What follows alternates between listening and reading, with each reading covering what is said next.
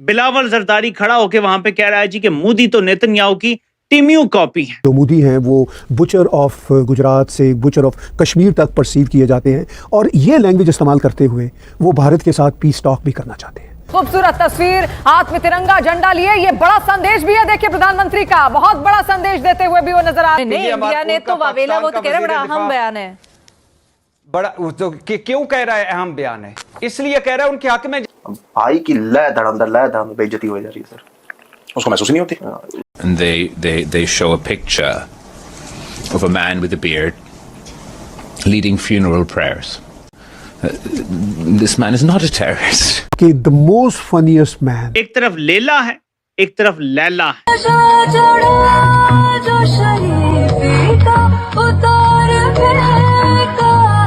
34 साल का ट्रांसजेंडर किस्म का एक लड़का। ये है पाकिस्तान के पप्पू नुमा foreign minister, farmer foreign minister. तो कल भाई साहब यूएन में प्रेस ब्रीफिंग कर रहे थे सर, और वहां पे उसने बोला कि जो पहलगाम हुआ वो इंडिया ने करवाया और इंडियन मुस्लिम्स को बदनाम करने के लिए करवाया। फिर वहीं पे एक जर्नलिस्ट है सर, जर्नलिस्ट का नाम है अहमद फाती, वो उन्होंने बिलावल को तुरंत काउंटर किया और याद दिलवाया कि who is colonel Sofiya Qureshi. Khwaja साहब जैसे के होते हुए हमें और क्या जरूरत है किसी दुश्मन की या किसी अपने मुखालिफ की? यानी क्या इसका क्या मतलब है इस बयान का? जय हिंद दोस्तों, स्वागत है आपका हिंद वर्ड वॉइस में। यूएन में भुट्टो की बेइज्जती, मोदी पर जहर उगलते उगलते खुद बन बैठे मजाक। संयुक्त राष्ट्र मुख्यालय में पाकिस्तान को एक बार फिर शर्मिंदगी का सामना करना पड़ा जब पूर्व विदेश मंत्री बिलावल भुट्टो जरदारी ने प्रधानमंत्री नरेंद्र मोदी पर अशोभनीय हमला करते हुए उन्हें इजरायली पीएम नेतन्याहू का टेमू वर्जन कहा, यानी घटिया और सस्ती कॉपी। लेकिन यह पाकिस्तान की कूटनीति का सबसे शर्मनाक पल तब आया जब भुट्टो का झूठ एक विदेशी पत्रकार ने सबके सामने पकड़ लिया। भुट्टो ने दावा किया था कि भारत में मुसलमानों को दबाया जा रहा है, लेकिन पत्रकार ने पलटकर कहा, मैंने ऑपरेशन सिंदूर की ब्रीफिंग अटेंड की है जहां एक मुस्लिम अफसर खुद नेतृत्व कर रही थी। अगर भारत मुसलमानों को दबा रहा होता तो वह वहां कैसे होती? इस सवाल पर भुट्टो की बोलती बंद हो गई, बस सिर हिलाकर बोले, आप सही कह रहे हो। अब साफ है, मोदी पर हमला करने चला पाकिस्तान खुद की इज्जत गंवा कर लौटा।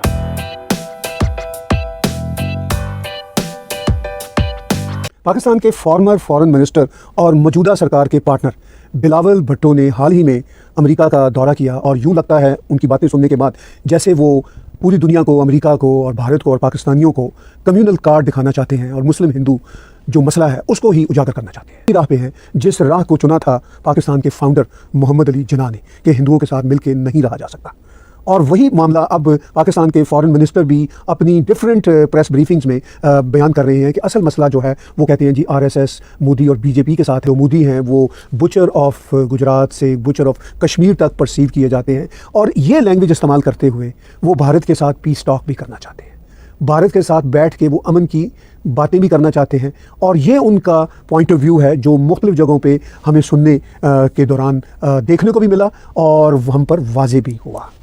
अब उन्होंने न्यूयॉर्क में अक़वाम मुत्तहिदा यानी यूनाइटेड नेशंस के एक कमरे को इस्तेमाल करते हुए, दूसरे लफ्ज़ों में यूनाइटेड नेशंस के प्लेटफॉर्म को इस्तेमाल करते हुए जो अपनी बातचीत शुरू की, उसमें वो बातचीत ही एक फ़नी स्टेटमेंट से थी। मैं चाहता हूँ कि सबसे पहले वो आप देखें और सुनें। With India and the path forward, I'm sorry to disappoint you. I have no pictures and slides to show you today.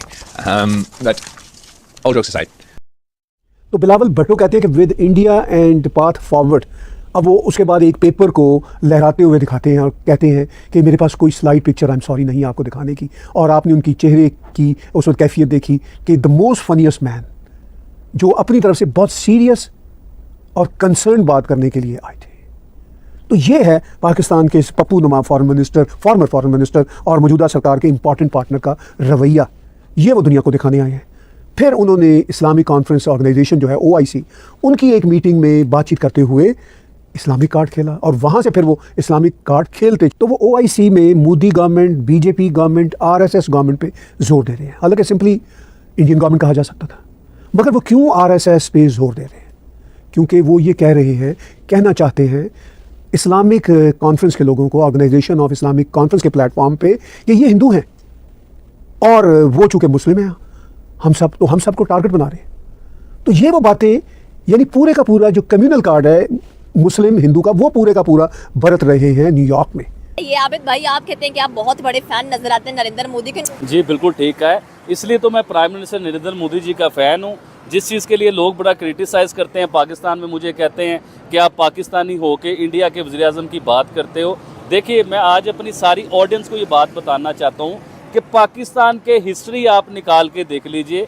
जितने भी वज़ीर-ए-आज़म आए हैं, किसी की लंदन में प्रॉपर्टी है, किसी की यूरोप में प्रॉपर्टी है, किसी की पाकिस्तान में इतनी प्रॉपर्टी है कि पाकिस्तान के मालिक बन चुके हुए हैं।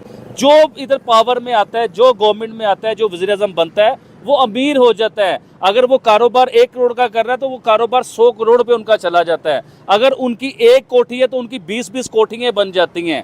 तो इसी तरह ही प्राइम मिनिस्टर नरेंद्र मोदी, देखिए इंडिया तरक्की क्यों ना करे मैडम, फिर आज मुझसे आप बात करें ना ये वाली कि इंडिया तरक्की क्यों ना करे। उनके प्राइम मिनिस्टर की सिर्फ 3 करोड़ रुपए के सासे उनके जो है ना वो जाहिर हुए कि सिर्फ 3 करोड़ रुपए के उनके सासे हैं। और इनके तो ड्राइवरों के पास 3 करोड़ से ज़्यादा के सासे होते हैं। 3 करोड़ से महंगी तो इनके पास गाड़ी होती है मैडम।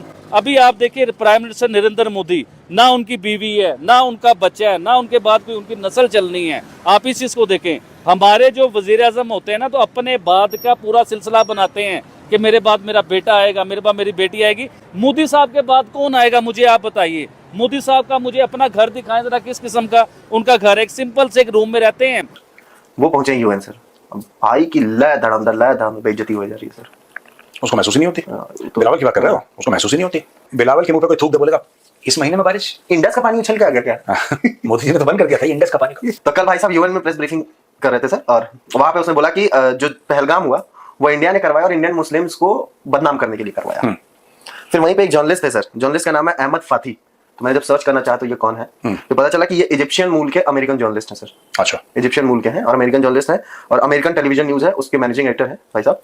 वो उन्होंने बिलावल को तुरंत काउंटर किया और याद दिलवाया कि who is colonel Sofiya Qureshi. नहीं देखिए, बात यह ना कि मुझे बिलावल की बात समझ में नहीं आती, कभी समझ में नहीं आती। इसकी माँ को आतंकवादियों ने मार दिया, खुद तो इसका कोई पॉलिटिकल एक्यूमेन है नहीं, ठीक है, खुद तो 2 वोट नहीं ले सकता, सिर्फ अपने नाना और अपनी माँ के नाम पे वोट लेता है।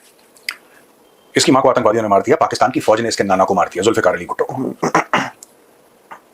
पावर के लिए, सत्ता के लिए इसमें इतनी भी शेम नहीं है, बिलावल भुट्टो में इतनी शर्म नहीं है कि तुम्हारे खानदान को साफ कर दिया जिन 2 ऑर्गेनाइजेशंस ने, whether it's a terror organisation, whether it's the Pakistan army, it is the same thing. और तुम उन्हीं के जूते चप्पल उठा के दुनिया भर में फिर रहे हो। ये कह रहा है कि India somehow did Pahalgam so that according to Pakistan we could demonise Indian Muslims. अब ये तो पाकिस्तान में हर एक भारतीय सक्सेसफुल मुसलमान पाकिस्तान के अंग विशेष पे लाता है। Bilawal is just playing, he is saying exactly the same thing that Asim Munir said in a different way. क्योंकि अगर देखो, they started you know on the television, ये डॉक्टर एपीजे अब्दुल कलाम का मजाक, उसके बाल कैसे हैं और कैसा अजीब सा लगता, ये पाकिस्तानी टेलीविजन पे बात हो रही थी।